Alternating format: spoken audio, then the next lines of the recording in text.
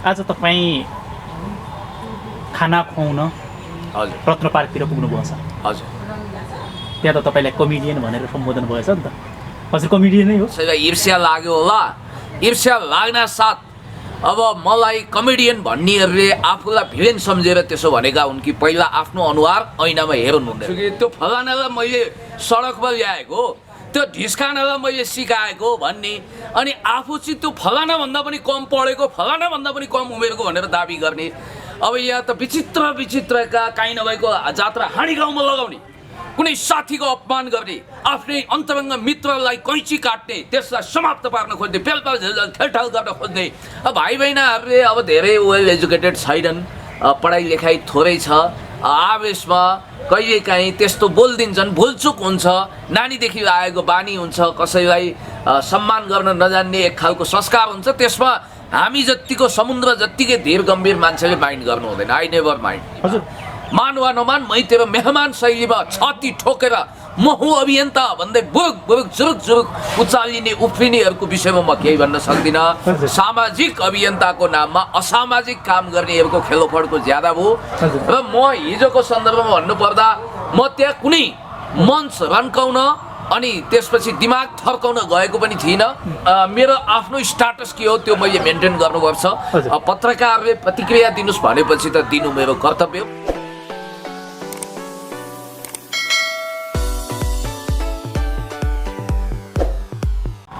पछिल्लो समयका समसामयिक विषयमा कुराकानी गर्न हाम्रो साथमा हुनुहुन्छ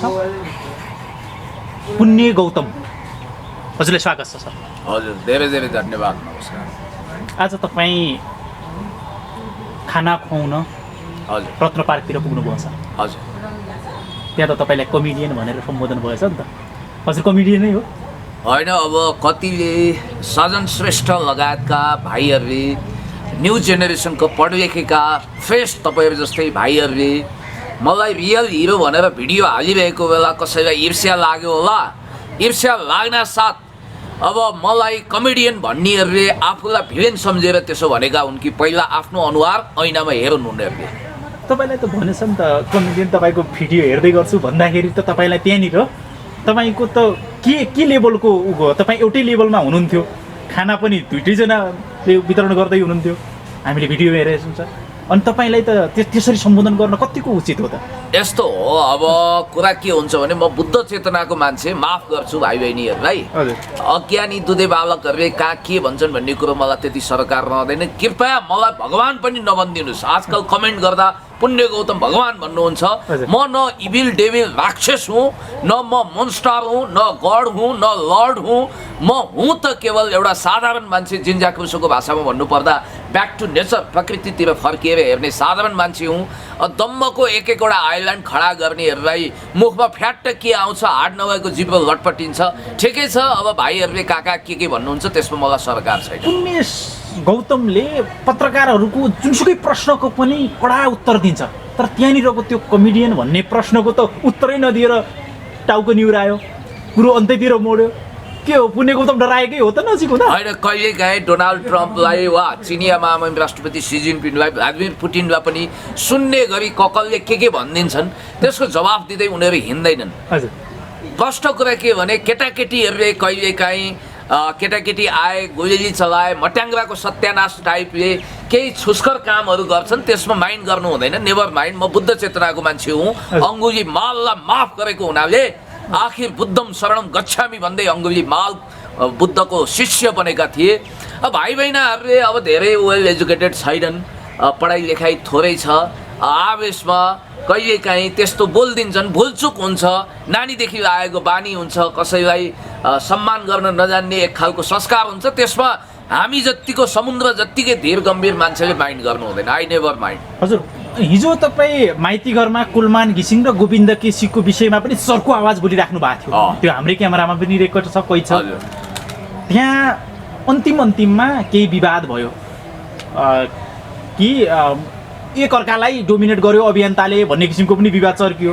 यो विषयमा केही थाहा छ हजुरलाई? अभियन्ताहरूको भिडमा मैले आफ्नो परिचय अभियन्ता भनेर बनाउन नचाहेको। हजुर अब खाए नखाए गीत शैलीमा, मान वा नमान मै तेरो मेहमान शैलीमा छाती ठोकेर म हुँ अभियन्ता भन्दै बुरुक बुरुक जुरुक जुरुक उचालिने उफ्रिनेहरूको विषयमा म केही भन्न सक्दिनँ। पुण्य गौतमले भनिरहेको छ कि ऊ सामाजिक अभियन्ता होइन, सामाजिक अभियन्ता हुनुमा उसलाई गौरव पनि छैन। पकल्न मन लाग्छ सामाजिक अभियन्ता ती मान्छेहरू हुन्। र म एउटै कुरो के भन्न चाहन्छु भने सामाजिक अभियन्ताको नाममा असामाजिक काम गर्नेहरूको खेलोफडको ज्यादा भयो। र म हिजोको सन्दर्भमा भन्नुपर्दा म त्यहाँ कुनै मञ्च रन्काउन अनि त्यसपछि दिमाग थर्काउन गएको पनि थिइनँ। म केवल यसो त्यहाँ संयोगले पुगेको थिएँ, चिया खान पुगेको मैले भनेको पनि छु। मलाई मञ्चमा बोलाएको भए पनि आफ्नो हात जगन्नाथ म सायद जाँदैन थिएँ, किनभने मलाई थाहा थियो कि मेरो आफ्नो स्टाटस के हो त्यो मैले मेन्टेन गर्नुपर्छ। पत्रकारले प्रतिक्रिया दिनुहोस् भनेपछि त दिनु मेरो कर्तव्य हो, मैले दिएँ। तपाईँ संयुक्त आन्दोलनमा जानुभएको थियो, संयुक्त मुद्दाहरू पनि करिब करिब एउटै थिए। गोविन्द केसी र फुलमान घिसिङको पुनर्नियुक्ति, गोविन्द केसीका मागपुरा। तपाईँको बोल्ने पनि त्यही बोल्नु भएको थियो र हेमराज थापाले बोल्ने पनि त्यही आवाज थियो, ज्ञानेन्द्र साईजीले बोल्ने पनि त्यही आवाज थियो र अरू अभियन्ताले बोल्ने पनि त्यही आवाज थियो। तर केहीलाई वरिष्ठता, केहीलाई तल्लो वर्गको अभियन्ता के यो अभियन्तामा पनि त्यस्तो छ र? अब यस्तो हो, दसैँ नआएको बेला चैते दसैँमा चित्त बुझाउने, अब चौकटा नपाए झोलमा चित्त बुझाउनेहरूको यहाँ कमी छैन। आन्दोलन भने त्यस्तो हुन्छ। आन्दोलन शब्दको अपमान भयो। आन्दोलन भनेको त विशाल जनसमुदायहरू सडकमा उत्रिएर आफ्नो आवाज बुलन्द गरेका हुन्छन्, क्रान्तिको आमन्त्रण गरेका हुन्छन्। एक युगमा एकचोटि क्रान्ति आउँछ भनेर त्यसरी हङ्गामा गरिरहेका हुन्छन्। त्यसकारण त्यो एउटा अभियान हो, माग हो। र म वास्तवमा के भन्न चाहन्छु भने जो पनि भाइ बहिनीहरू हुनुहुन्छ, जुन उमेर समूहको हुनुहुन्छ, जसरी उहाँहरू आइरहनु भएको छ हो, केही साथीहरूलाई त्यहाँ अपमान गरिएछ। बोल्ने बेलामा पनपक्ष गरियो, कसैलाई काखा कसैलाई पाखा, त्रेतायुको कैकैले जस्तो दुर्व्यवहार गरियो भन्ने मैले सुने, बहुत दुःख लाग्यो। अब तपाईँले भने जस्तै तपाईँले के नाम लिनुभयो अहिले? त्यहाँ हेमराज थापा, पुण्य गौतम, ज्ञानेन्द्र साई, हाम्रो रमेश खरेलजी हुनुहुन्थ्यो, त्यहाँ हुनुहुन्थ्यो नि धेरै। होइन, मैले रमेश खरेलज्यूलाई मैले नदेखेको हुँ कि अथवा उहाँ अलि अगाडि नै जानुभयो मैले देखिनँ। तपाईँले पूर्व एसएसपी रमेश खरेलको कुरा गर्नुभयो होला, किनभने रमेश खरेल त धेरै नामहरू हुन्छ धेरैको, सायद तपाईँले उहाँलाई नै सङ्केत गरेको होला होइन? उहाँलाई मैले ठ्याक्कै देखिनँ। हुनसक्छ म जानु अगाडि नै उहाँ हिँडिसक्नु भएको थियो, आउने गएर गएर हल्ला सुनेको थिएँ। फेरि म त्यो कार्यक्रमको लागि नै भनेर गएको होइन। सबैलाई एउटै हाँडीमा राखेर गुटुटु नबुटौँ, सबैलाई एउटै ढिकीमा राखेर गुटुटु नकुटौँ, चट्याङ पर्सिए जस्तो जुनेलो पड्किए जस्तो पड्किने मेरो सौख पनि होइन। त्यसकारण मञ्चको लागि हातमा झाप गरेर जाने चरित्र पनि मेरो होइन। जहाँसम्म मलाई लाग्छ हेमराजजी एउटा सक्रिय युवा हुनुहुन्छ, उहाँसँग मेरा वैचारिक असहमति हुन सक्छन्, लोकतन्त्रमा असहमति हुन्छ, तर उहाँले लोकतान्त्रिक गणतन्त्रप्रति मेरो प्रतिबद्धता छ भनेर आफ्नो मत जाहेर गर्नुभएको छ र उहाँ अलिकति प्रगतिशील चिन्तन राख्छु भनेर पनि भन्नुहुन्छ। त्यसकारणले गर्दाखेरि मैले हेमराजजी उमेरले मेरो भाइ भए पनि जोसिलो हुनुहुन्छ, जाँगरिलो हुनुहुन्छ, मनमा धेरै कपट भएको मान्छे जस्तो लाग्दैन, कपट छैन उहाँको, सफारी जस्तो लाग्छ। हुन त म नै के हुँ भन्ने कुरा अल ओभर द लाइफ मेरो जजमेन्ट हुन्छ, लिटमस टेस्ट हुन्छ। आफ्नो बारेमा आफैले 100% ठेक्का लिन सकिँदैन। त्यसकारण म यति कुरा भन्छु कि कम्पेरेटिभली हेमराजजी अलिकति अध्ययन भएको, अलि म्याच्युरिटी भएको मान्छे हो र उहाँमा एउटा खालको वैचारिक स्पष्टता पनि छ। हजुर। अनि पुण्य सर, पछिल्लो समय तपाईँको छवि सामाजिक सञ्जालमा एकदम राम्रो हुँदै गएको छ। अरूको तल लागिरहेको छ भने तपाईँको माथि एरो लागिरहेछ। यो एरोमा तपाईँलाई डाउन गर्न विभिन्न किसिमका चलखेल पनि अहिले भएको जस्तो लाग्छ। यो किसिमको पछिल्लो समयका तपाईँ माथिका गतिविधिले गर्दा तपाईँ किन चुप लाग्नु भएको भने? यस्तो चुपचाप लागेर तपाईँ साइलेन्ट मोडमा गइदिने, डराइदिने? होइन, डराएको पनि होइन, कराएको पनि होइन। मलाई आफ्नो क्षमता र आफ्नो इमान्दारिताप्रति पुरा आत्मविश्वास छ।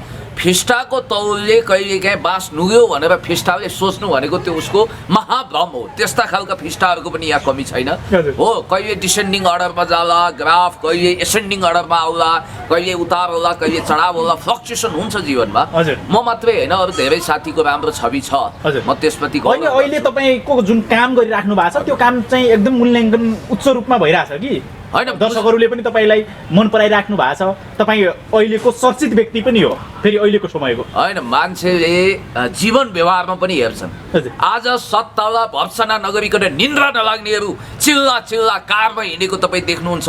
हिजो तिनै मानिसहरू 3 ठाउँमा नधकेलिकन बाइक स्टार्ट नहुने बिचमा बन्द बाइक स्टार्ट बन्द हुने त्यस्ता खालका भटभटे लिएर हिँड्ने मान्छे आज चिल्ला गाडीमा हिँडेका छन्, महँगा कोट लगाएका छन्, बाँधा बाँड्ने भिरबाट आएर काठमाडौँमा बङ्गलाको सपना देख्न थालेका छन्, तारै होटलमा मिटिङ र सेटिङ गर्न लागेका छन्। त्यसकारण ती मान्छेहरू बाहिर लोकाचार भित्र मानाचार टाइपका त्यस्ता धन्दा सेठहरूलाई जनताले चाँडै चिनेका छन्, चिन्ने छन्। र म यति कुरा भन्न चाहन्छु कि हामी डाउन टु अर्थ हौँ। र मलाई जहाँसम्म लाग्छ हिजो पुण्य गौतम हिजो पनि मध्यमवर्गीय फ्यामिलीमा बिलोङ गर्थ्यो, तर आज खिँदै ऋणले थोपरिँदै ऊ गएको छ, उसलाई ऋण लागेको छ। तर हिलोमा छु, धुलोमा छु, चटाइमा छु, गुन्द्रीमा छु, सोफा सेटमा छैन, सिंहदरबारमा छैन, बालटार ताकिरहेको छैन, पदको आकाङ्क्षी होइन, लालची होइन, हनुमानगिरी गर्दिन, चम्चागिरी गर्दिन र छाती ठोकेर भन्छु। आज राजनीति नबुझ्ने मान्छेहरू पुण्य गौतम नेकपाद्वारा परिचालित भन्छन्, कठै बरा। दलीय सिस्टममा दलको सदस्यहरू पार्टीप्रति जिम्मेवार नभए म काङ्ग्रेसबाट परिचालित भने भए पो मलाई आपत्ति हुन्थ्यो। म त नेकपाबाट म एक हिसाबले स्वतन्त्र जीवन जिएर अनुशासनमा हिँड्ने मान्छे आफैद्वारा स्वचालित हुँ। तर पार्टीप्रतिका ड्युटी हुन्छन्। जो मानिसहरू पार्टी तन्त्रको खिलाफमा छन्, जसले लोकतन्त्रको धज्जी उडाइरहेका छन्, अब यी दुधे बालक हुन् कि के हुन्, व्यवस्था चेन्ज गर्नुपर्छ भन्छन्। हेर हरिबिजोग राजनीतिक शास्त्रको कखरा मैले सिकाउनु पर्ने भयो कि यी दुधे बालकहरूलाई ओठ निचर्दा दुध आउला जस्तो छ ज्ञानको हिसाबले। एसएलसी पनि कहिले गरे कि गरेनन्, कहाँ के गरे थाहा छैन, पढाइ लेखाइको कुनै अत्तो छैन, साउँ अक्षर राम्रो छिचल्न सक्छन् सक्दैनन् त्यो पनि थाहा छैन। यी मानिसहरू राजनीतिक शास्त्रको र पनि राम्रोसँग छिचलेका छैनन्। उनीहरूले चाहिँ फलाना तिवाना ढिस्काएर पार्टीद्वारा परिचालित भन्ने। पार्टीमा लागेको मान्छे पार्टीप्रति वफादार हुन्छ, त्योभन्दा ज्यादा देशप्रति वफादार हुन्छ भन्ने कुरो त बुझ्नु पर्यो नि। पहिला म पुण्य गौतम देशभक्त नागरिक हो, सिद्धान्त नीति विचार कार्यक्रम रणनीति कार्यनीति आदि इत्यादि त्यसपछि आउँछ। र अर्को कुरो चाहिँ के भने हाँसउठ्दो कुरो व्यवस्थै बदल्नु पर्यो भन्छन् कि व्यवस्था भने सिस्टम हो, अङ्ग्रेजीमा त्यसलाई सिस्टम भनिन्छ। सिस्टम भनेको मल्टिपार्टी डेमोक्रेटिक सिस्टम हुन्छ, अटोक्रेटिक सिस्टम हुन्छ। यसको मतलब मल्टिपार्टी डेमोक्रेटिक सिस्टम र लोकतान्त्रिक गणतान्त्रिक सिस्टम बदल्ने भनेको तानाशाही राजतन्त्रात्मक सिस्टम ल्याउने भनेको होला नि त। त्यो लाइनमा उहाँहरू हुनुहुँदो रहेछ। जानेर नजानेर मनभित्रको अज्ञात इच्छा पनि प्रकट हुँदो रहेछ। खबरदार, त्यही भएर त हाम्रो व्यक्तिसँग कुनै गुनासो छैन, व्यक्तिसँग कुनै त्यस्तो मोलाहिजा छैन। हामी खुनखुत्रो पनि उतार्दैनौँ, भाइ बहिनीहरूलाई गाली पनि गर्दैनौँ। तर एउटा कुरा स्पष्ट छ, जसले लोकतान्त्रिक गणतन्त्र विरुद्ध बाप बहिनी जस्तो भएर सिस्टम चेन्ज गर्छु भनेर यही सिस्टममा आउने इन्जोय गर्ने, हामी बाघहरूको कमाइमा स्यालको रजाइ गर्ने, हामी मर्दको कमाइमा नामर्दको धन्दा सेट चलाउने त्यस्ता खालका मानिसहरूलाई म यहाँबाट चुनौती दिन चाहन्छु। लोकतान्त्रिक गणतन्त्र माथि कसैले आँखा चम्काउनु पर्दैन, हात लम्काउनु पर्दैन। र हामी यति भन्न चाहन्छौँ, हिसाब किताब गर्न बाँकी छ। म त डाउन टु अर्थको मान्छे, जमिनसँग जरा जोडिएको छ। म यति कुरा भन्छु कि हामी जस्ता, म मात्रै भन्दिनँ, मभन्दा धेरै राम्रा त्यागी, ध्यानी, ज्ञानी, असल, इमान्दार मान्छेहरू हुनुहुन्छ, उहाँहरूको सम्मान हुनुपर्छ। कमसे कम पुण्य गौतमलाई त आम पब्लिकले हृदयमा सजाएका होला नि। पुण्य गौतम नबोलाएको कार्यक्रममा पनि सुस्स गएर त्यहाँ बिचमा किन उभिन्छ? त्यही किसिमले हेपिएको हो कि भन्ने किसिमको प्रश्न पनि उठ्छ नि।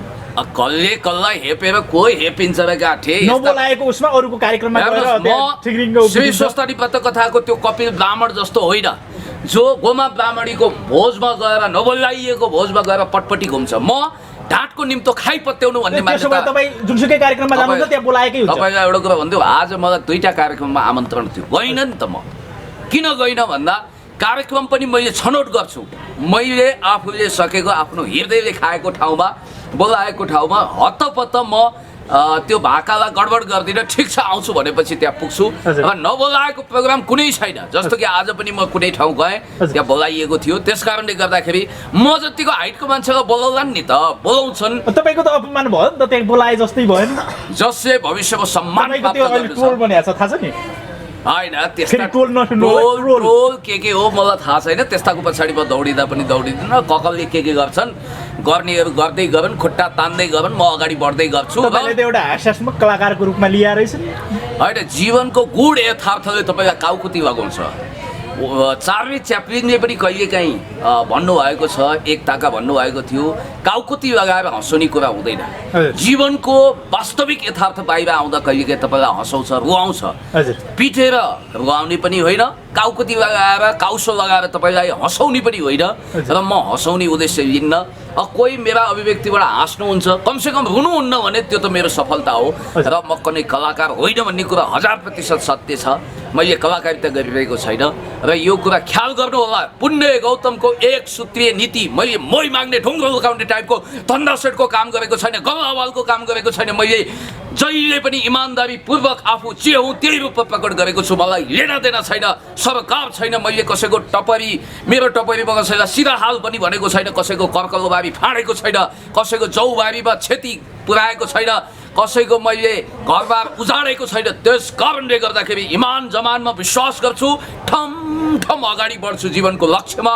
मेरो लक्ष्य भनेको राजनीति मार्फत देश र समाजको मुहार बदल्ने हो। मैले प्रतिबद्धता व्यक्त गरिसकेको छु। पुण्य गौतम कुनै पनि राजकीय पदमा पुग्यो भने सरकारी गाडी चढ्ने छैन, भत्ता लिने छैन, तलब लिने छैन। यो तपाईँले भिडियो रेकर्ड राखिदिनु होला। अन्तिममा र म जोसेफ मुजिका, उरुग्वेको राष्ट्रपति जोसेफ मुजिका वा भियतनामको तत्कालीन राष्ट्रपति, अल टाइम बेस्ट लेजेन्डरी राजनेता होचिमिनबाट हाइली इम्प्रेस मान्छे हुँ। अन्त्यमा भन्नुभयो के होला? अन्तिममा तपाईँलाई मैले सोध्न छुटाएका, तपाईँले भन्न छुटाएका केही कुरा छन् भने राखिदिनुहोस्। अब म यही कुरो भन्छु कि त्यो फलानालाई मैले सडकमा ल्याएको, त्यो ढिस्कानालाई मैले सिकाएको भन्ने, अनि आफू चाहिँ त्यो फलानाभन्दा पनि कम पढेको, फलानाभन्दा पनि कम उमेरको भनेर दाबी गर्ने। अब यहाँ त विचित्र विचित्रका काहीँ नभएको जात्रा हाँडी गाउँमा लगाउने, कुनै साथीको अपमान गर्ने, आफ्नै अन्तरङ्ग मित्रलाई कैँची काट्ने, त्यसलाई समाप्त पार्न खोज्ने, पेलपाल झेलझेल ठेलठाल गर्न खोज्ने, आफ्नै लौटिया यार जस्तो मान्छे विरुद्ध घात गर्न खोज्ने, उडाव शैलीमा कनाएर भित्रबाट भडास आन्द्रा बुढी उतार्न खोज्ने यस्ता मान्छे जाली दासहरूदेखि म भन्न चाहन्छु, be careful, you have to be very careful. सावधान हुनुपर्छ, पाइला पाइला सजग हुनुपर्छ, यही भन्न चाहन्छु। र यो एक हिसाबले भन्नुपर्दा भेडाको छाला ओढेका बुवासाहरूदेखि सधैँ सावधान हुनुहोस्, म त्यही भन्न चाहन्छु। अब हिजो हेमराजजीले एक खालको सदाशयता देखाउनु हो, उहाँले कुनै पनि व्यक्तिलाई गाली गर्नुभएको छैन, मेरो भाइ हुनुहुन्छ। यद्यपि उहाँको म्याच्युरिटी आउँदैछ, हामी कैयौँ दिन हिरासतमा सँगै पनि बस्यौँ भोक हडताल गरेर, र उहाँमा मैले एउटा पोटेन्सियालिटी देखेको छु, एउटा ऊर्जा देखेको छु। यद्यपि त्यो विस्फोटक नहोस् भन्ने मेरो चाहना हो। गरम जोसको युवा हुनुहुन्छ, नयाँ खुन हो, केही गर्न चाहनुहुन्छ। उहाँको कपाल पनि मलाई बडो भव्य सभ्य लाग्छ, है, लोभलाग्दो छ। त्यस कारणले गर्दाखेरि हेयर स्टाइलको हिसाबले पनि उहाँ उदाहरणीय हुनुहुन्छ। र यति कुरा म भन्छु कि विचार हाम्रो फरक होला, तर म यति कुरा भन्छु, उहाँले पनि लोकतान्त्रिक गणतन्त्रप्रति प्रतिबद्धता व्यक्त गर्नुभएको छ। त्यसकारण कन्फ्युजन छैन, वैचारिक हिसाबले गन्थन मन्थन होला। यही नै बाधे बाधे तत्त्वबोध जय, त यही भन्न चाहन्छु। हस्, धन्यवाद। Thank you.